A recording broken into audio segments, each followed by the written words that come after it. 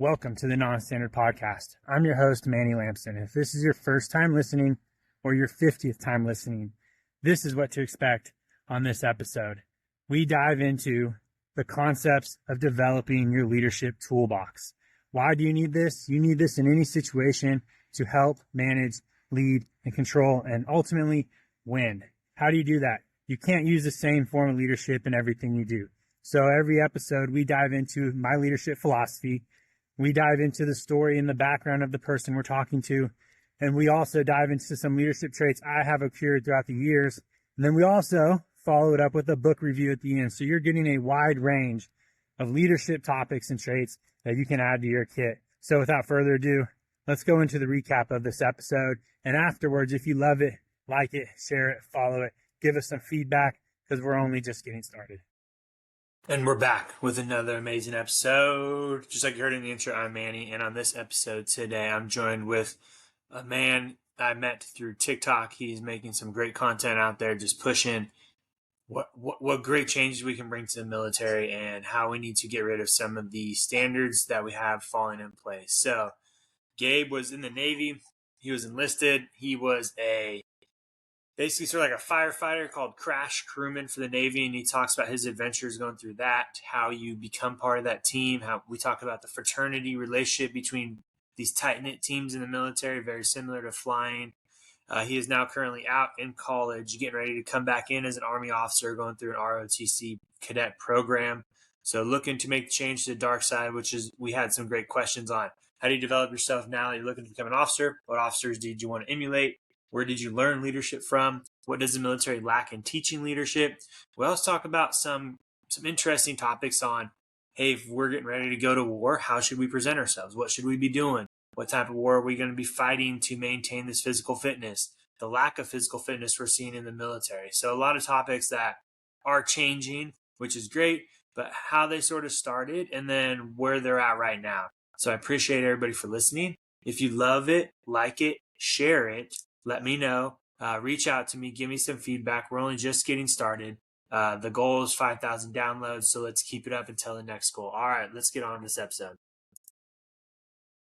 All right, we're ready to go. Thank you, everybody, for joining and listening to the show. I'm pumped, as I always am on every episode, especially to have my man Gabe here, who I got forwarded one of his TikToks, and it was amazing. I loved it, and it was just one of those things I was like, dude, I just got to talk to this guy and pick his brain, and because what he was saying is what I think and what I try to say, but we just say it in different ways, and it's great to see both sides of it. And so if you've listened before or it's your first time, we always start with the 3 H's: hometown, heroes, and hardships. And there's 2 reasons I do this. One is for me to get to know the person, because this is our first time talking. We just met right before this, but also for you guys listening to get to know him a little bit. And it helps get the juices flowing as we get diving into some leadership traits and topics. So Gabe, all you, man. Let's let it rip.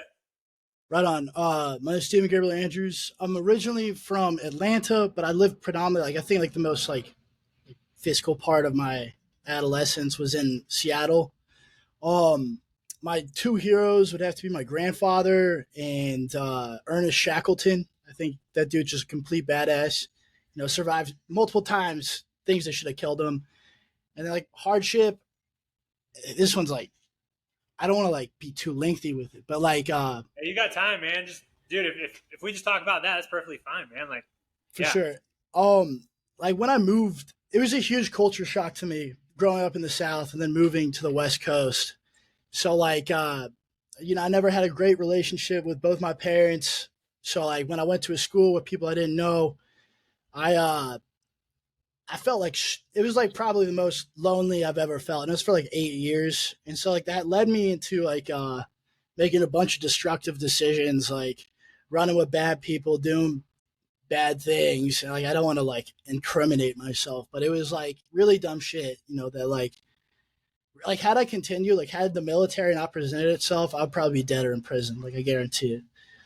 And being able to get me out of that rut was super important to me. But so I got a good relationship with my parents and shit now, but dude, for I steady did not have a good 8 years. It was really hard for me, genuinely hard. So then what age did you enlist, and then sort of what drove you to enlist? So like the age I enlisted was like around, I think it was 20 or 21. So I had already tried college out for 1 year, totally bombed. All I did was party, and I was like, I think a big part of like college is like you have to want it, and I had like no drive besides that my friends were going, like the friends that I did have, and so I bombed out, and then like I just went back to doing what I was doing on top of working with Starbucks, and that was the only time I genuinely thought about like giving myself a Remington haircut, like um, but I joined because there's two reasons. Like one, I just like knew I had to get out of Seattle. Like that place was just toxic for me. Like it kept me around the same people, and it kept me doing what I was doing. And on top of it, it just like felt like constrained, almost like trapped, I guess. I just felt like I had to leave. And then like a big conversation I had with my dad. I asked my dad. I was like, "Yo, are you proud of me?" I don't know exactly how the conversation came up. He's like, "I'm not proud of you, but I'm proud of some of the things you've done." I was like, "Damn, like that fucking does not feel good." So like I was working at Starbucks, and these two people in NWUs, like the Navy working uniform, they came by like to get coffee, and I was like, my parents always told me, I think it's like a Southern thing, but they're like, tell like soldiers, sailors, airmen, Marines to like say thank you for your service. And I was like, thank you for your service. And they're like, are you interested? And on a whim, I was like, yeah, like fuck it. And like from that point, like that one decision, like that one conversation, like made my life to a complete 180. It feels surreal looking back at it, like, but yeah, it was just a random thing. That's so. A couple questions. I hope you're not a UW fan, are you? Fuck no. Okay, no. good. Because if you were, we'd probably have to cancel the show. So, okay. Who's your team? I went to Washington State. So, for sure. Yeah, and then playing a couple years of football up there, it made me really bleed the crimson and red. For sure. Or crimson and gray. It was funny. Someone just asked me a couple days ago. They're like, "Hey, is it true about like the history and the passion for Cougs up there?" And I was like, "Man, for how bad that team's had to struggle for some years, like being up there in that atmosphere was just amazing." Like, I bet it was electric, dude. It was the Palouse is pretty cool, man. It's just a college town. Like you were talking about your first year of college, and when I went back, so we were talking before my journey a little bit. I was enlisted for 4 years. At Spokane at Fairchild. Decided to get out, enroll in ROTC while go to college full time and use my GI Bill. And the reason I chose Washington State, one, my wife had job opportunities in Washington, but also their football team wasn't that good. So I was like, hey, if I want to try to walk onto a D1 program, like this is the place. I think that year, the year before, they only won 2 games. So I went there. I went there and walked on my freshman year, and then played 2.5 years. But what you said is true for me when I went to college too. It was like and I was glad I had football and ROTC to sort of keep me grounded, because I went through my dumb shit when I was there. I got a DUI when I was there, and I thought my career was over. It was a super stressful situation in time for both my wife and I. And college is tough, man. It's either going to like break you or like make you. I don't know if there's like a medium ground in college, man. I don't think there is. I think you're worst of you, or you learn the best of you. Yeah, I think you're right on the money. But yeah, so you enlisted, you joined the Navy, you were up in Seattle, and yeah, like you said, you just went through some hard times, and this decision happened, and you jumped on it. Yeah. Where does that lead you? Sort of go over your military career for those listening, because it's cool. I think what you did, your job sounds interesting, and so yeah, the way you wrote it up, and for sure. So like I had enlisted, I went to DEP, like you know how it is, and then I go to RTC, which is like recruit training command. I go through boot camp, do that whole shit, and then I end up going to A school down in Pensacola, because that's where air rates train. So you have two sides of the Navy. You have like seamen's and airmen's, and so like airmen's work predominantly on the flight deck with aircraft. And I did my training down there, and then went up to Norfolk. That's where I was stationed on the Bush, CVN 77. And when you come in as a ABH, you have like 2 paths you could take. Like you can go like the aircraft rescue firefighting route, which like I had no idea was even part of the rate. And then you can go director, or like a handler. That's what they call them initially. And then you work your way up to director. Sorry, this police car is super loud. So when I got to my command, like I saw two different groups, right? You have like the big brawny meatheads.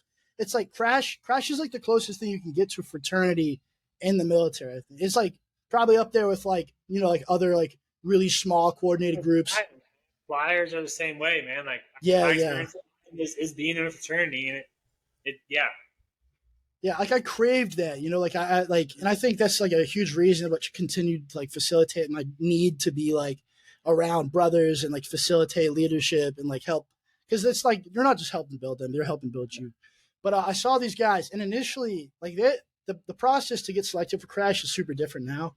But when I first came in, you have to get selected by the entire Crash crew, just like a frat. Like they have to give you the okay. Like every single person has to give you okay, on top of the chief and bosun, who's like the head officer. He's a warrant usually. Basically, everybody has to give you the okay. So I got the okay because I was always in the gym. Like the gym's been a huge part of my life, and like it's a huge part of my family's life. My parents met at bodybuilding competition, oddly enough. So it's like, but I never had a passion until the military. But I met this dude Sears, Graves, Benny, and Benny was in my A school. He was like a friend of mine, but like I really started becoming friends with him at that point. And then I got selected into Crash. And dude, the process of getting fully qualified, like up to the highest qual, is like a very lengthy process. It usually takes people a few years. But I got qualified up to driver in a few months because like as a junior, or they call them babies, depends on the command. But it's like you're just basically the Shaq's bitch. And like you get bunker drill, which is like getting smoked. You guys smoke in the Air Force?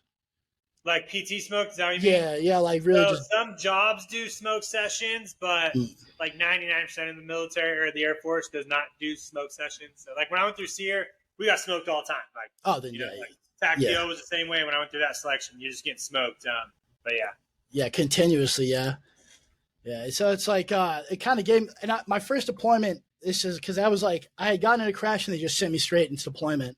So my first deployment was in I don't know if you remember when Iran was like blowing up civilian vessels. I think it was off the Strait of Hormuz. Okay. So they had us there. It was supposed to be this world tour. I was super stoked. You're supposed to hit every NATO port. We're supposed to see the world. And we hit Spain, which was fucking lit. Like I had an awesome time in Spain. And then Iran started playing fuck games and they sent us all the way down there. And we were there for like 10 and a half months, dude. It's like, and it sucks because I was wearing a big metal suit. It's like 110 plus degrees out, plus refraction off the deck. So I lost a lot of weight. I was a big guy anyways. But like it really like spurred me to like I have to get qualified. I can't do this. I can't be like the Shaq's bitch on top of sweating balls. So I ended up getting almost fully qualified at that point. They actually positioned me as a lineman on that ship, even though I was temporarily assigned, because they sent me off to a different ship for that deployment. I ended up getting really close with those guys, and I came back to my shack, and then I ended up getting fully qualified as a lineman that next few months, I think. And from that point, I was in like a leadership position. Like me, my other buddy who had like a Steel Beach deployment, because it's like I left, he came back, and then he came out for the 2019 or 2020, like when COVID really started. They didn't hit any ports. There was like 200 something days out to sea.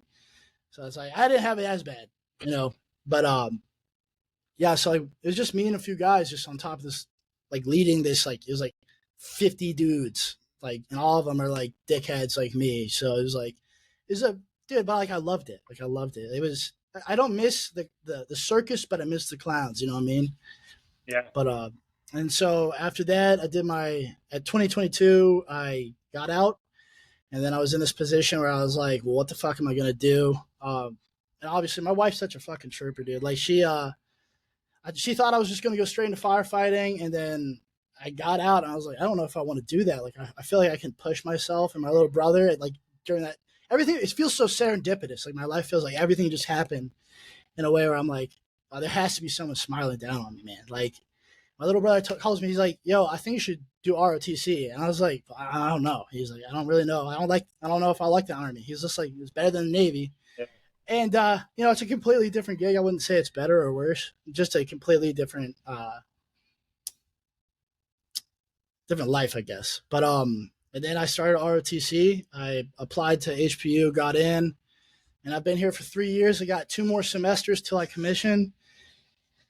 And that's where I'm at. So I'm a '09 Romeo now. I'm like a prior service cadet. This is my current position. And I'm looking at like different branching right now to where I want to branch in the Army.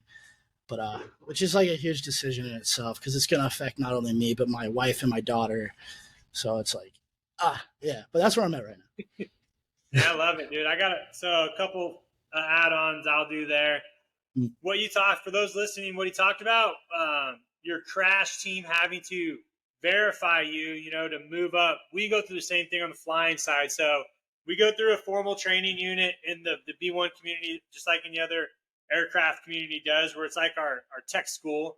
Then you go into your ops squadron. And when I was in the 9th Bomb Squadron, we go through a phase called verification, where after our MQT mission qual training, which is like 6 to 9 months, you have a week of verification where you're given a scenario to plan with your verification team, like your other we call pups, new guys before you become a bat. We call it before you get named. So we go through a week-long process of planning a mission. We go through a thing called a murder board where you get your mission briefed and cut up and then says how bad it is. Then you sim it, you fly it, and then you go through this thing called verification where it's pretty similar to what you talk about. We're in front of all the B1 flyers on the base, the wing commander, the OG commander. We debrief our mission, and they give us a thumbs up or thumbs down if we continue into the community. And so if you get a thumbs down, all you really do is you go through it again. But if you get a thumbs up, everybody comes through, they shake your hand, and you usually have your naming after that, which is where you get your call sign, cool. And that's like where you're in the fraternity. And I have the very similar experience to you, man. I get goosebumps talking about it. I joined a fraternity, like it's a fraternity, you get named, you're in this brotherhood of guys and gals that are just dropping bombs, raining hate, doing Lord's work, right? And you're partying on Fridays at roll calls. And I was all in it, man, because in college I didn't really I had my rugby team, which was sort of, rugby's a weird fraternity / team because they're like the gentleman's and scholar, right? They party great, they have a good time, but it wasn't like a fraternity brotherhood for me because I was, married, so I had my wife on the side. I don't want to say on the side, but just my wife, so I couldn't be in the rugby club. And then joining the Bats, I was like, man, this is a fraternity, And unfortunately, it didn't create the best version of me. It created the fraternity version, and I saw that when I went on my own transformation journey 3 years ago to live a better lifestyle, be better for my kids, my wife, myself. That's when I look back and go, dang, man, I lost a lot of years and time trying to fit in almost, but not being me. And so, but I had to learn, that's just the way of life, I learned from it. I got better. I look back at that and I go, hey, I had a great time, I had no hardships against it. It's just, I wish I would have sat back a little bit and someone would have just pulled me aside and be like, hey man, you can be better. Sure.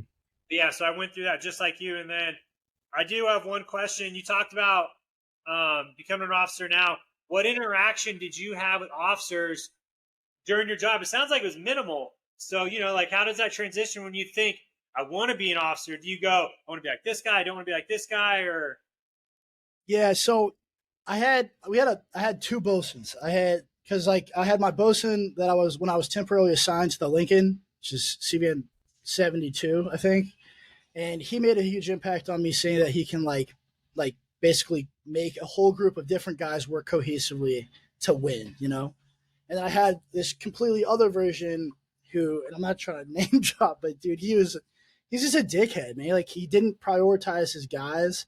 And I think a huge idea that I have is prioritize your people first as people, and then everything else will fall into place, And so he the biggest influence for me in terms of leadership was my E7s that I had, specifically one, and he did the same thing that my bosun on the Lincoln did, where he's prioritizing us as people. He'd check in on us outside of the military shit. And he'd always make sure it's we had a big thing, say my mom had cancer. He made sure I was good, stuff like that. They really made an impact on me. But I realized that as enlisted, you only have so much grasp. It's you do have control, but it's if I really want to make systemic change in the Army or whatever part of the military I'm in at a given point, right? At this point, it's the Army. But I want to climb the ranks to where I can actually start emplacing things that will actually make a difference. Yeah, no, dang, that's really cool. I love it. What was I gonna say? Oh yeah, your topic on relationships, man. That's the biggest thing I've learned developing myself as a leader and learning how to be a good leader, dude, it starts with the people. I've said it multiple times. If you want to solve any problem in the military, you have to take care of the people first. Because a lot of those mistakes we see at the lowest level, it's because that airman or seaman or whatever is probably doing something because nobody cares about him. He doesn't know what he's doing. He's not happy about it, right, or motivated. So he's just going to make small mistakes, and those mistakes 100%. Are going to add up, and that's usually where big problems happen. Mm-hmm. So if you boil down to that bottom level, just taking care of the people below you, getting to know them, if they have something in the back of their mind to do something wrong, they might think differently because somebody cares about them. They might go, hey, I'm not going to take this short step here because so-and-so, my supervisor, wants me to do the right job, or he's going to get in trouble. There's something bigger than them. For sure. So I say and that's one of the reasons why I became an officer was I remember coming back from the field flights as a SEER guy, sitting in the office with all our enlisted guys and looking across my office and seeing my flight chief, who was a staff sergeant, just like chilling in his desk on his laptop or his computer, just like hacking away. And I was just like, and I looked over at my buddies like, hey, is that what we do? Like after we get out of the field flights, doing all the cool stuff? They're like, yeah, you just become a flight chief and you're just like supervising or managing, right? And I'm like 18, 19 years old. I'm like, that looks pretty boring. So that just sort of piqued my interest to want to do more. Okay, I'll be right there. Yeah. And so that's what piqued my interest to take the next step and figure out what I can do. And it led me down that path. But what's crazy is jumping into the flying community. Were you catching all that? Yeah, it kind of cut out for I think like the last like few sentences. Yeah, but yeah, so jumping into the flying community, you don't lead as much right away because you're really just trying to get good at the jet, get good at your job. And so that's why when I had the opportunity to leave the flying community, go be like a flight commander in our OSS and fly on like part-time per se, it really allowed me to excel because I was able to lead airmen, lead a team, and really get out to what I commissioned to do. And now that's all I care about, man. It's just helping people, getting to know. They don't even have to be in the military, man. I'll just go out and get to know people. And that's really what it's all about. Yeah, connections for sure. Yeah, so cool. That was great. I loved it. Yeah, and then unfortunately, right, we're gonna learn from the bad, which is how it is. And and what most people need to remember is the good, and there's always those stories, like everybody remember bad leaders, which is fine, but if I were to ask you to name like 3 good leaders, you may have one, but the other 2 are always going to be a little bit tougher. And so it's always great when somebody has those positive role models that they can look up to and emulate. That's one question I'll ask is, what leadership stuff do they teach you per se? Like, are there leadership classes or is it all like learn by fire? No pun intended, but. I think in the Navy, they have like, once I became a petty officer, they have this like week-long class, but you really don't learn shit. A lot of it's just like OTJ, it's just hands-on emulating. Like you said, like if you see a leader, you see things that you like that like obviously are positive or like help expedite whatever task you're trying to execute. I think that's like really where the leadership comes in, or how you like learn or intake leadership skills. But there's really and like that's a huge issue that I have. I think like as a military as a whole, I think we need to like look at from like a metacognitive stance, like see how people are leading, and it's like, I think the Army has more stuff like that where like there's actual classes, there's actual courses. Does the Air Force have anything like that? No, they don't. And that's why I love talking to Army and Marine people, because they do a great job teaching leadership ethos at that younger level. Right. And they just develop it so much more. The Air Force is very task oriented job. It's like a business. So like when airmen get in as an E1, E2, they're not focusing on leading a fire team or something like that. They're focused on doing a job in their workplace to move on to the next skill level. So it's very task oriented, and you don't really lead until you're like maybe E3, E4. So 4 or 5 years down the road, where you're sort of forced into it as when you become a supervisor. And so there's like ALS, Airman Leadership School, but that's more of a supervisor course, not teaching leadership tips and tricks. There's like NCOA, but that's 6, 7 years, 9 years down the road where it's too late. Like, we need 100%. E1s coming in, like, and that's why I'm huge on reading, because anybody can read. Anybody can become a better person reading books. You can do it on your free time. It's the cheapest way. Yeah, for sure. But yeah, so not much on the Air Force side. Maybe some, and if there are, they're very squadron or unit focused. Like it's somebody, like a squadron doing their own thing. Like teaching professional development seminars within their unit, but it's not like a big Air Force wide course. Yeah, I think that's something that needs to be addressed, like all Yeah. military wide. I think like Yeah, what you're it needs to saying come from the outside too. Like bring for those sure. people that teach those leadership courses. Just like even if it's like those big ones that Jocko does or something like that. But there's a lot of civilians that do them. ET does a few. Mm. You have because when you can mix the civilian leadership style with the military, you can't just teach leadership from military leadership because it's so biased. Oh, 100%. And I think what Especially, you're yeah, sorry. you're good.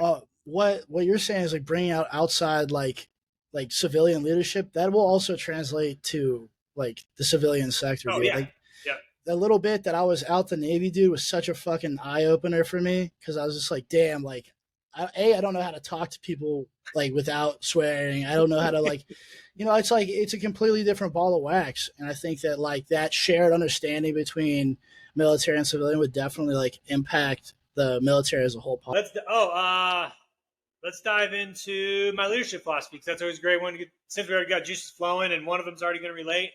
Sure. So for those listening, I'll repeat it all the time. I got my leadership philosophy, sort of how I live my life now, based off of a course we do as a major in the Air Force called ACSC, Air College Staff School or something.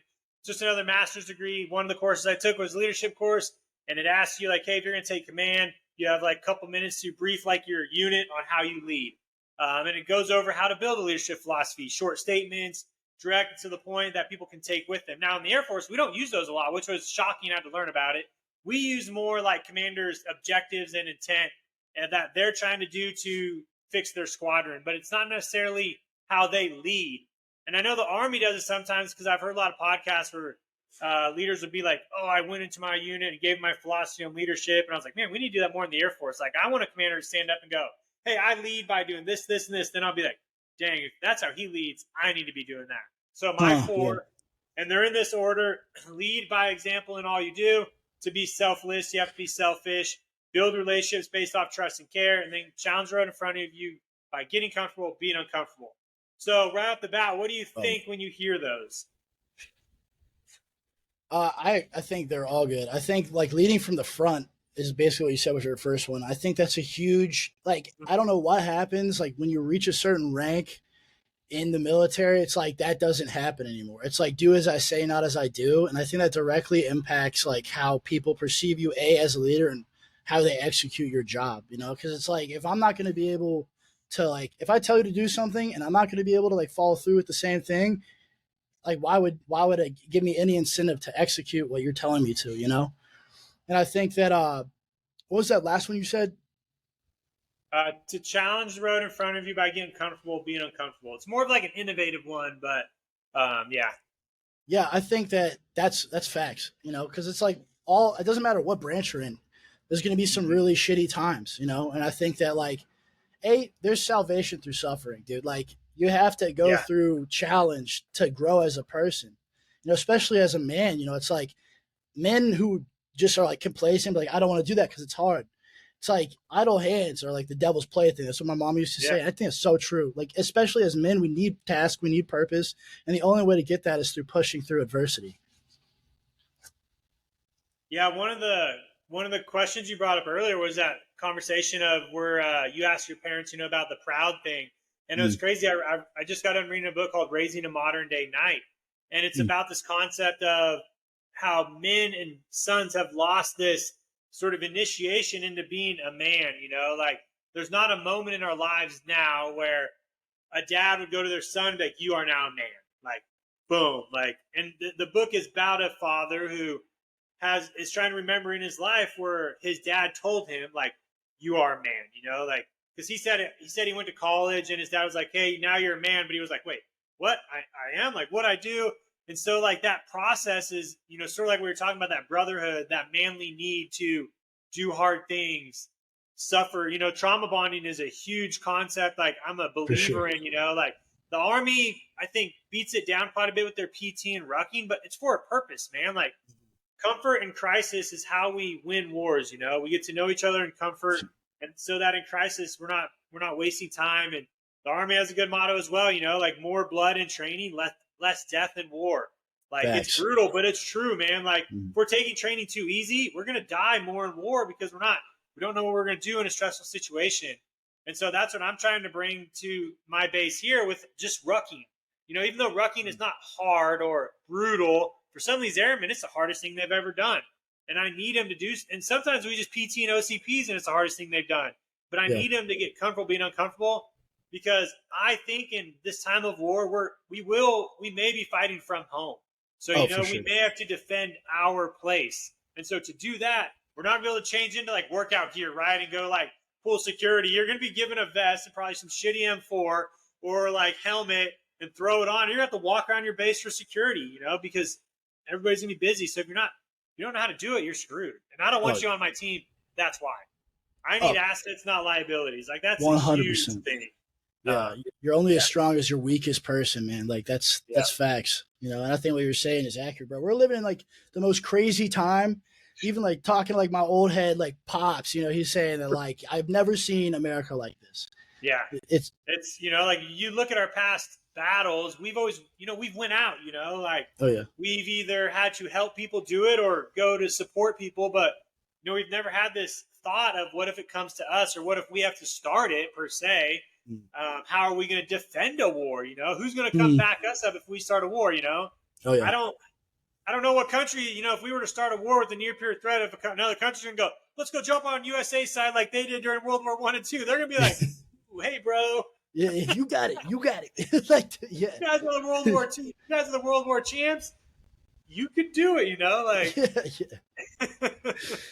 It's something I'm genuinely worried about, man. Like, especially like, and like to add to what you're saying, it's like we have to be like fight how you train how you fight, and it's like the same. To me, like complacency is like a huge issue where it's like if it doesn't matter what branch you're in, you should look and perform like a warfighter, because that's like our fucking gig, And it's like if you're like one of the biggest things that bothers me is if I see like overweight people. And I'm not saying like there's a problem with husky people, man. Like if you're a big boy, you're a corn-fed motherfucker. Like as long as you can carry my ass out of somewhere, that's all I care about. But like a lot of people like keel over doing like you're saying like rucks. It's like this whole ROTC thing. I was like, damn, bro. Like what we're doing is like a 4-mile ruck is not hard, bro.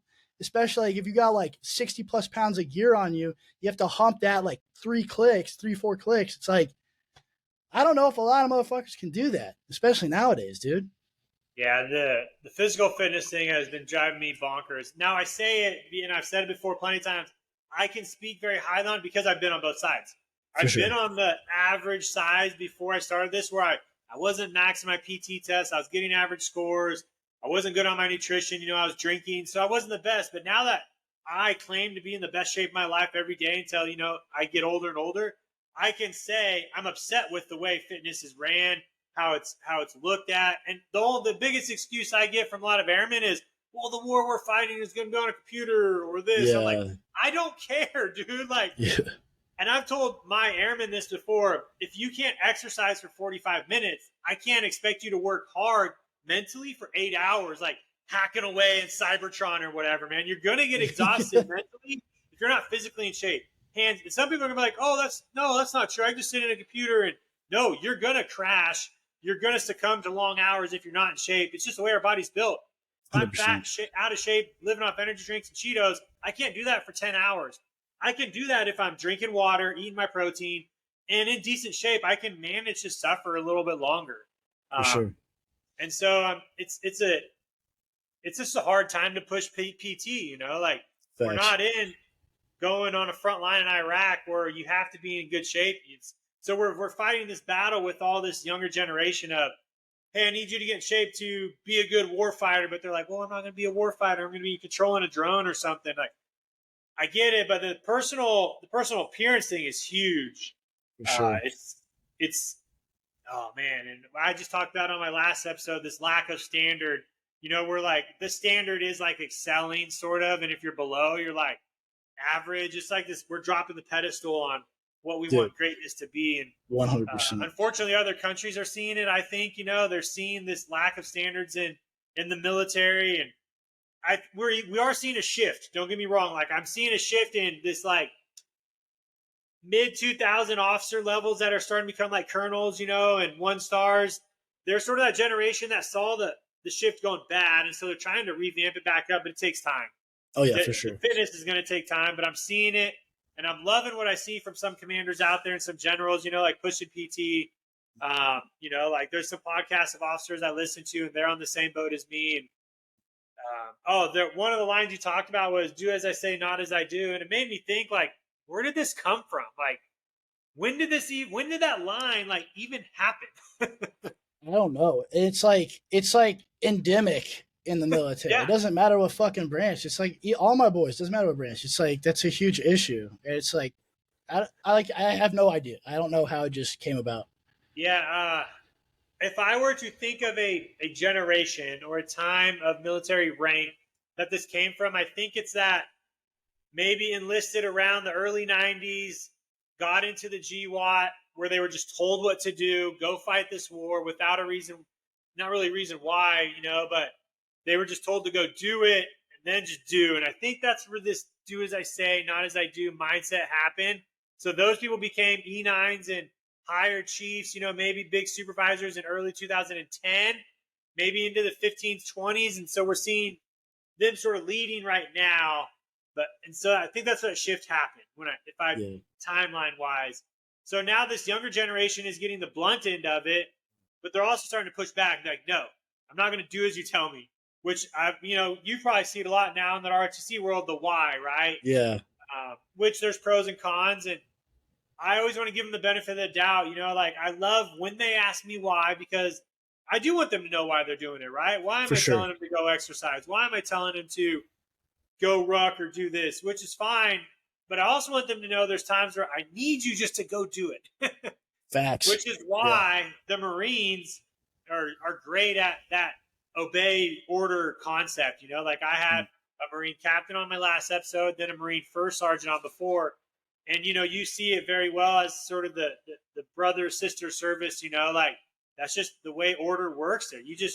But then they respect that order as well. There's not like a lot of those people overreacting to the do as I say.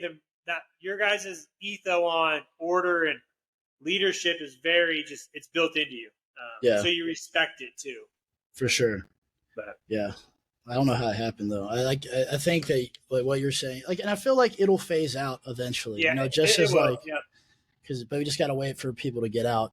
And it's just like it puts it at a deficit to a certain degree. But I think as long as there's more people, and I think like I love content like yours and like mine or this other dude Black Unicorn who are like pushing people to stay in, because that's the only way the issues that are like systemic will change. I think. Yeah, and I think that most of those people that I see staying are the ones that cross over, because being enlisted for a long time is hard, man. It's gonna wear you out because you're hacking the mish for a long time. For sure. Crossing over to the dark side, you're not hacking the mish as much. You're supervising, you're leading, you're managing. So you get that extra leeway to do other things, grow a little bit, develop, and get that fresh breath of air, For sure. And so, and I love when I see more prior enlisted officers. I love the Air Force adding the warrant officer side of things now. So we're taking that step too. But I've been talking about people like, I want to bring back like battlefield commissions, like where if I'm on a base with a group of prior enlisted officers and we have like our own organization and we see this airman just like crushing it, and he reaches out to us and goes, hey, I want a commission. We have like a number amount of slots where I can just go, hey guys, let's do our meeting as prior enlisted officers at Dias. We have 5 slots to give away to some airmen just to get over on our side right now. Let's go get to know some people, or let's go, hey, Johnny at maintenance, he told me he wants a commission, but he doesn't want to do OTS because he hates it. He doesn't want to get out and go do ROTC. Well, let's go just make him an officer, man. Like he's squared away. He's ready to roll. Like, it makes a lot of sense. For sure. It's like it also creates that like unification where it's like he can then implement changes that he wanted, that he needed as an enlisted man. He can finally help his brothers out, and he stays like in his job for sure. Because I've read like a couple books I've read back in the day where they had the battlefield commission was really cool, and it's a great concept because most of the time those officers died and they needed leaders. But at the same time, if somebody PCSs at a base, they don't have an officer, dude, just pull from within your ranks. I mainly want to cut down the process to become an officer, because in the Air Force, OTS is a pain in the butt. Yeah. The package is hard. There's limited slots. A lot of airmen don't want to do it, so they just get out, and we lose them. Yeah. Some will go to ROTC, but even that, for me, that was a 4-year transition to become an officer. 4 Yeah. years. Yeah. It's a But lot if of I time. the fastest OTS I've seen is maybe like 4 months, where like Yeah.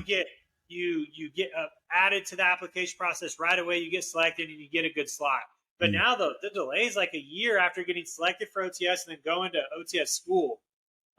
So there's this big just time we're losing. Yeah, no facts. The whole, like, even in the Army, it's an issue. Like with OCS, like you could go to OCS and you'll still snowbird. They call it snowbirding, where it's just like you're waiting to we call get it your casual, position. yeah. Yeah, so it's the same thing where it's just like you have some guy that could be utilized, but you're not utilizing. He's just fucking sitting there, and it's like that's doing everybody a disservice. Yeah. I think like I did a video the other day where it's like you're saying. I think there should be a way to vet people to allow them to become an officer, because that 4 years, you know how it is. Like that's a lot of fucking time that you can be doing, like utilized I for got change. DUI during it, dude. Yeah, so bad. You get it, man. Like there's a lot of things I like think in the military that like we don't talk about that need to be fucking changed, And I think that like the only way, like what you're doing, is creating like conversation. I think that's the only way things are going to be changed, Where it's like you're saying, where like we have more people coming in, staying in, that change can be implemented for like the betterment. Because like you do, like war is changing, bro. Fucking 10 years ago, they weren't seeing like little drones with grenades attached. Like watching Ukraine has been like a fucking eye-opening experience, I think, for the entire world, because it's a completely different ballgame. For just that war and what's going on in like Iran and all that, just to see the new technology of striking is, and those are from like technically third world countries, man. They're not from very, very smart technology, structured countries. Imagine if a near peer threat that was very, very sound in technology started fighting a war and adapting to war.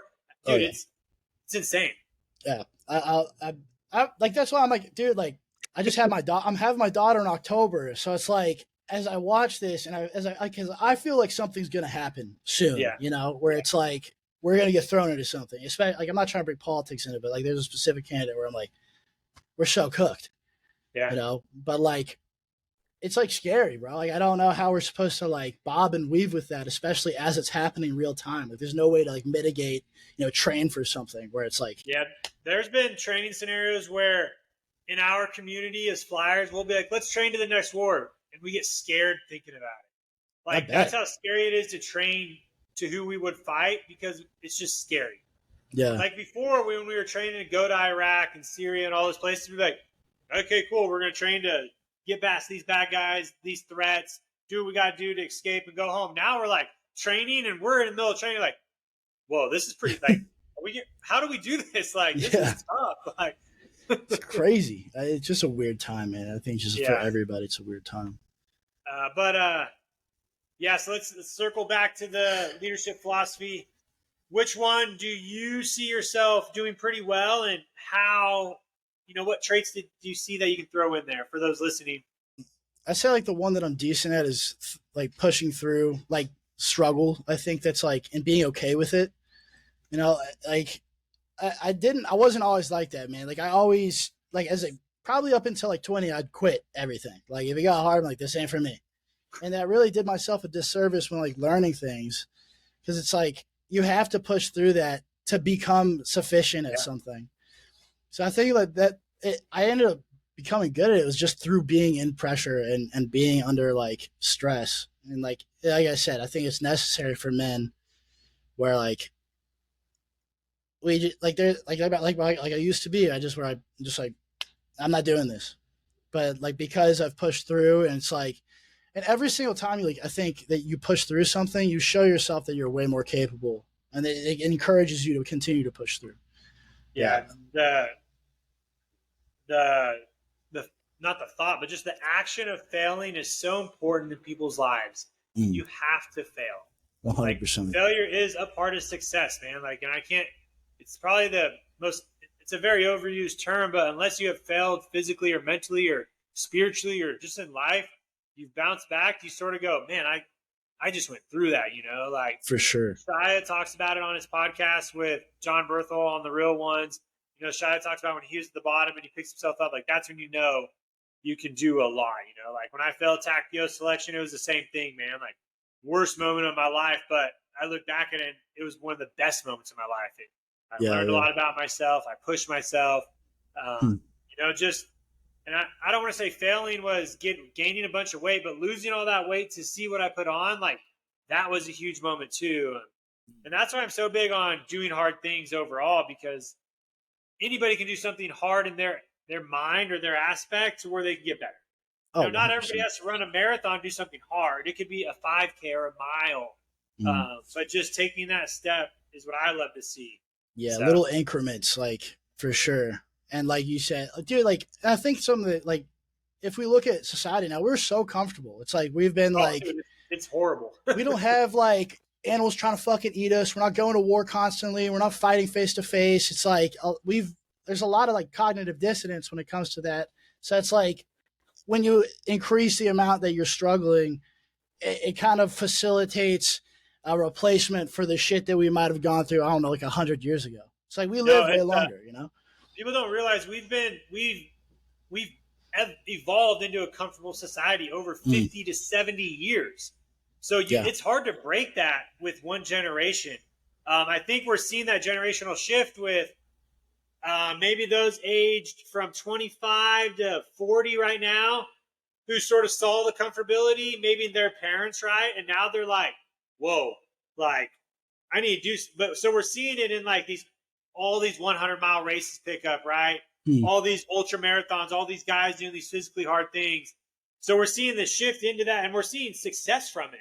You're seeing guys like Goggins and Nick Bear and Joe Rogan per se doing these hard things and shifting that mindset and succeeding in all of this in this generational shift of comfortability are like, that's the way I need to go. For sure. Yeah. Heck, even like Elon Musk and those guys are trying to do physical things because they've seen, like I think even Zuckerberg has like gotten into boxing, where they started doing these things. So it shows like they need it. They see the need for it. They 100%. Just can't live comfortable being a billionaire. Yeah. I feel like you gotta fall down, bro. Like you gotta fucking eat shit sometimes. And it's like, one of my petty officers used to say, it's like, it's not a failure, it's a learning experience. And I think that's fucking true. It's like you have to fucking eat shit to be able to appreciate especially when you're succeeding. It's like, damn, I can fucking do it. I can appreciate that more because like I've fucking taken L's for the past, like, I don't know, few years. Yeah. You definitely need them to stack wins, man. 100%. Yeah. So out of those 4, which one do you think you need to work on, and how would you do it? Or if you need to know how. Do you mind running them all back? My memory's ass. Yeah, so leading by example and all you do, which was the one you're talking about. To be selfless, you have to be selfish. Build relationships based off trust and care, and then challenge the road in front of you by getting comfortable being uncomfortable. The third one, I have a hard time, like, when I was, especially as I was coming up, like because once I got qualified as a crash crewman, like there's guys underneath you. So it's like, I am not like a caring person. I can be, especially to my brothers, but like I have to work on like being able to put myself in their perspective because I was also in it, but I have this, and it's the same thing where it's like, I think that might contribute to like the do as I say, not as I do. Where it's like I can be like a huge dickhead to people, and I think that like you have to have a level of empathy as a leader. So that's something that I will always continue to work. I don't think I'll ever be fully baked, until the day I'm fucking in the dirt. So that's something that I definitely need to work on. But I think I've made strides, but I'm nowhere near where I think I should be. One way I think people can build that relationships, empathy is, like you said, you've already started it, you've been there. And one of the things I love telling people is you have to share those struggles with those below you. One thing I hate, and I've done it too, is when you get those new officers or leaders, they come in your squadron, right? And they're like, hey, Johnny, how's it going? Like, what do you want to do with your life? Or what do you want to do when you get older? And you're just like, oh, I want to make this rank. And they maybe tell you a story of something they did good. And so I always challenge young officers to go into a workplace, to get to know their airmen, tell them something they're struggling with or they've struggled on before to build that relationship. Because the younger airmen don't care how successful we are or what we've done well, right? Like, it doesn't work. And so, like, if you can go in and be like, hey, man, I've been in your shoes. Like, I remember doing this. I messed up on this a couple times. They're going to be like, oh, he is human, like he does have some of this. It sort of gets you on that path to empathy and building the care. But most of it's going to be, I think, getting uncomfortable, getting to know the people. Yeah. And that's why I am not a huge fan of this like officer enlisted like fraternization concept, right? That we have in the military. And I think that drove a huge rift in relationships overall. For sure. We're starting to see it shift a lot with podcasts and social media where officers are building relationships. Like my closest peers in the military are all enlisted airmen, man. Like I don't have a lot of officer peers. Like, and so I'm trying to show, hey guys, like these young officers that may come from the academy or ROTC, and they're told like, when you're an officer, you can't talk to the airmen, like, oh no, like you have to talk to the airmen.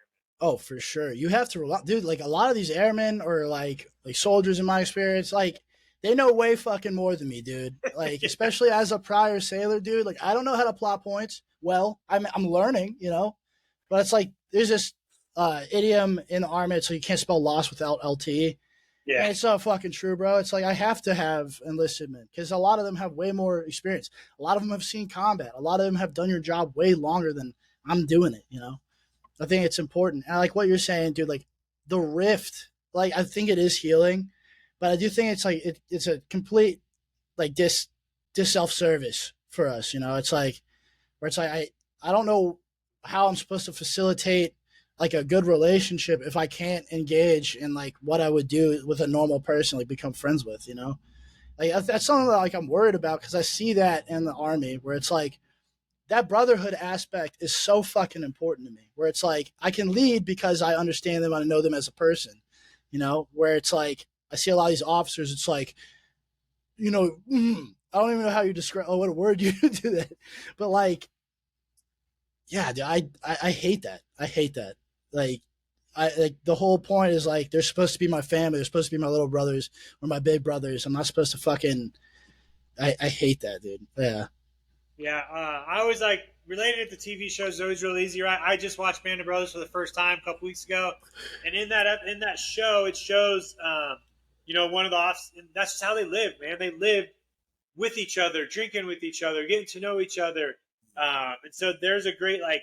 If I were to show what I want that relationship to be like, and I also flip it on Ted Lasso. I don't know if you've seen Ted Lasso, but it's the exact relationship as an officer enlisted with a coach and his players. So on Ted Lasso, the main coach, dang it, I can't remember his stinking name. He comes into an organization. He becomes a soccer coach in Europe as a football coach from the States, so he knows nothing about soccer, but he becomes a good coach because he builds relationship with his players, gets to know them. And that's how he wins. Like, he doesn't have good X's and O's. He's not telling them what to do. He's getting to know them. He's making them biscuits, hanging out with them. And that's where you see more growth than just coming in and telling people what to do. For sure. Yeah, I think it's those small gestures that go a long way. Yeah. No matter what job, I think that's really what matters. So let's, you said you had a couple questions. Did we answer any of them or? Yeah, well, okay, this one, because you're a father, right? I'm about to be a dad. Like, how do you manage being an officer, but also being a good husband and a father? Like, that's something that I'm worried about and, like, going into this. Yeah. So I've learned and I've listened to lots of people talk about, like, balance and harmony and stuff like that. And the one episode I always relate to is a podcast with Matthew McConaughey and Ed Milet. And McConaughey talks about he has it's like a deck of cards. He has like family, faith, friends, finances, and work. And he's trying to not really balance them all on the same level, but pick and choose throughout his time, let's say a year, when one and a couple have more priority to focus on and get them ahead.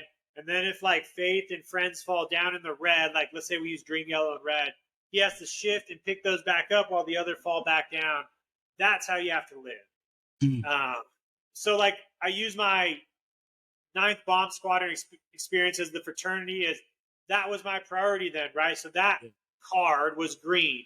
Was family yellow? Probably. Was it red? Maybe. I went to the OSS, which is Operational Support Squadron, where I wasn't flying as much, so that card got to go red. But I was able to pick up my family, my mental health wealth, and my physical wealth and bring those up to the green and shift those, and my flying sort of took a back seat. Now, that's over a span of 7 years. This isn't something you do within a week. People need to realize time is long. So you have to give yourself plenty of time to balance these out. You can't just go this week I'm going to balance out my friends, and next week it's going to be my work. No, it's got to be the next 6 months I'm going to focus on my family. And maybe you have to be open with the people you work with on it too. If you're struggling in that area, you have to have the relationship with your commanders and your supervisors. Hey, sir, my family's in red. I got to pick it up. I need to take some leave. I need to either get off work a couple of times early to go pick my kids up from school, or hey, I got a 90 on my PT test, sir. I need to balance that out a little bit. I'm going to be working out during lunch for PT. I'm going to do that for about 2 months now. Let them know. You have to be transparent. That's why transparency is one of my traits. If you're not transparent, they don't know where you're going, so they don't know where you're at. They don't know where those cards are or what's in the red, what's in the green. So, yes, you have to care about yourself, but you need others to sort of know where you are. So I think I'll try to narrow it down to a couple tips. One, be transparent with those around you that you have a family, you're working on being a good father, and they'll understand. 2, pick what's a priority at that time, and then figure out when to shift it. So let's say your daughter's about to be born. You're I don't know if the Navy or that has the paternity leave like we do in the Air Force.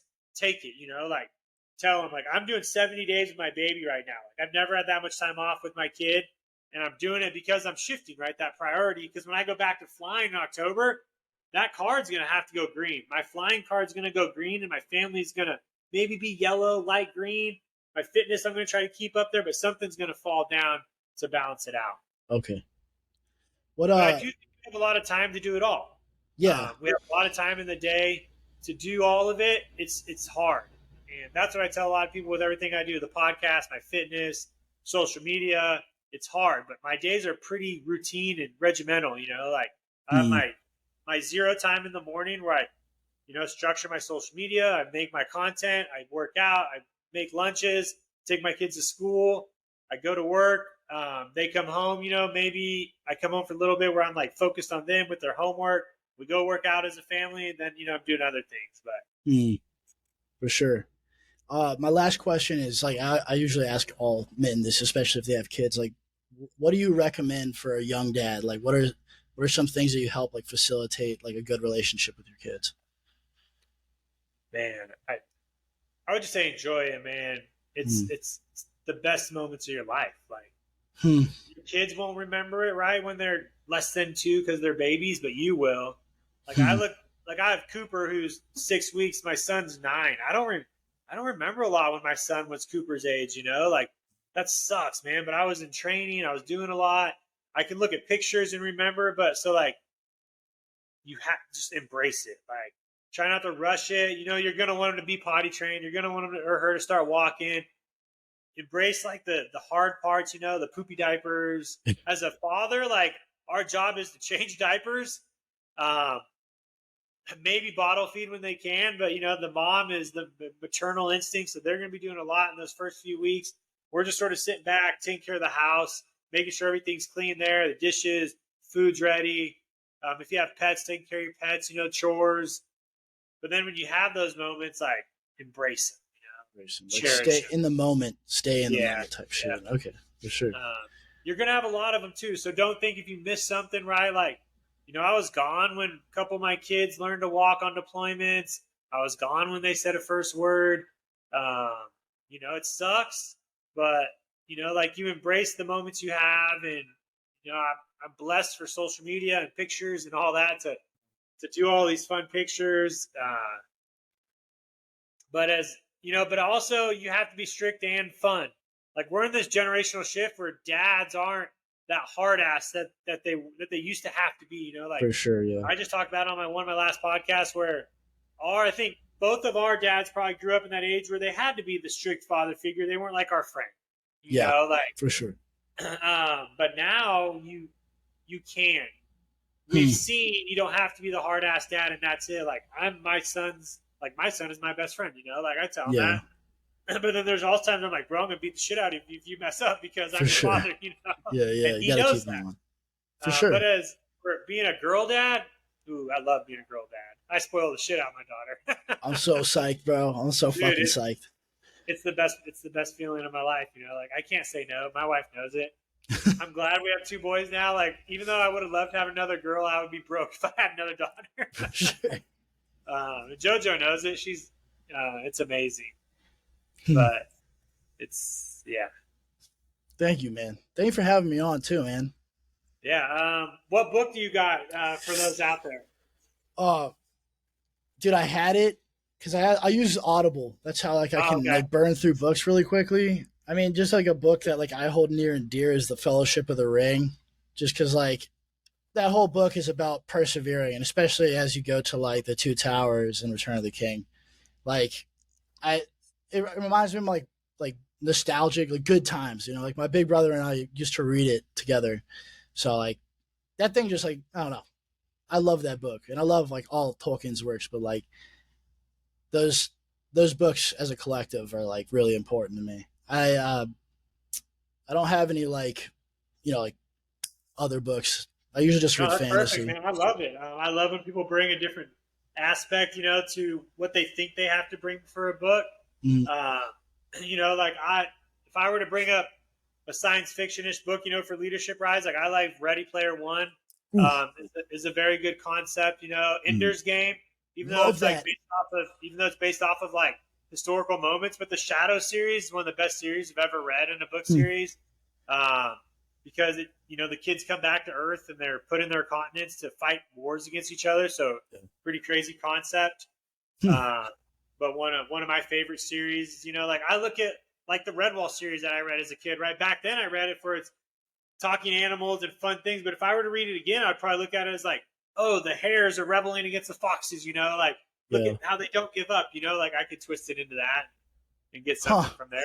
But Fellowship of the Ring, that's cool how you talked about you look back and you still read it, you know, to get those other perspectives. Yeah, man. It's I love that book a lot. And especially just like I feel like sometimes you feel like Frodo, sometimes you feel like Gandalf, sometimes you feel like even Sauron, like at our highs and lows. I think it's a good emulation of the human experience. That's cool, yeah. It's a great way to look at that, yeah. Yeah. I'm pretty sure a lot of us felt like Sam. We're just like, bro, we're just trying to freaking help you, and you're over here just like shitting on us. Swear, dude. Like, yeah, dude. Yeah, it's like the same. I think like just that could be like you could be Frodo and Sam, man. Like I'm my own worst enemy, bro. Like nobody's mean to me like I'm mean to me, you know. That's cool. Yeah, so the book I brought, I mentioned it earlier, Thinking Fast and Slow. So I've developed this new leadership trait where obviously reading is one of them, but I read one thicker book, which takes me maybe like a 600-page book. And then I have a lot of smaller 200-page books I'll read in between. So Thinking Fast and Slow is the thicker one, and more of like a deep thought book that was recommended to me, and I like it so far. But I also like to read my short books in between just to power through and check off, to get like that joy of reading a book, right? Because sometimes it's hard reading long books. I'm like, oh, it's taking so long. I just want to like have that satisfaction of finishing a book. So when I have these short books, I get that little high of finishing a book. For sure. This guy cleanses your palate a little bit. Yeah. For sure. Makes me feel good that I'm still reading a long-ass book. So yeah, not a lot of people read nowadays, dude. I think it's like kind of a dying thing. It kind of sucks. It is, and I only picked it up working for First Form because within the First Form community, Andy Frisella, the CEO, when you do 75 hard, you have to read 10 pages a day of a hardback book, and it has to be personal development. So that's where. So when I talk about that shift in my life 3 years ago, it's because I did 75 hard. Yeah, I did these 5 simple tasks every day, and one of them was reading. And since then, I still read every day. I have like a plethora of books that I still need to read. And I tell a lot of people, if you want to be better, just go read. You're getting the best out of somebody or the worst in 100 pages or a couple hours for $10. Yeah. Like you can't beat success in a smaller like packet. Yeah, and it's just like it goes through everything. You get like emotion, you get like experience, depending if you're reading fiction, nonfiction, even like, but it's like all relatable. You know, I think like media is cool. Like I like watching TV and shit, but I can't like feel what the person's feeling, but I feel like I can through reading. You know. Yeah. Well, yeah. Any last final shots, my man? Dude, this was great. This was amazing. Yeah. Thank you for having me on, man. This is the first time, and you're cool as fuck. So it's like, and I love your content, man. For real, it's like I'm trying to use you as a guide. Like I see how you are with your kids, man. Like that's how I want to be with my kids. Like I feel like my biggest worry is like fucking me up how my dad fucked me up, you know. And it's like I want to break that intergenerational trauma. So it's cool to see like a military guy that's a fucking awesome dad and a good husband. Like that's the goal. So thank you, man. Appreciate it, man. I look forward to reaching out to you more in the future. I'll get your info after this. We'll throw it in the show notes. For those listening, just like I say, if you didn't take any notes, I'll be mad. I got my page of notes. I'll leave the book recommendations in the notes as far as if you want to reach out to Gabe and follow him on TikTok and all that. Thank you on this Thursday evening for me. What is it, afternoon for you, right around there? So yeah, around there, yeah. But yeah, I'll hang out for a little bit, and then we'll follow up at the end. Oh, yeah.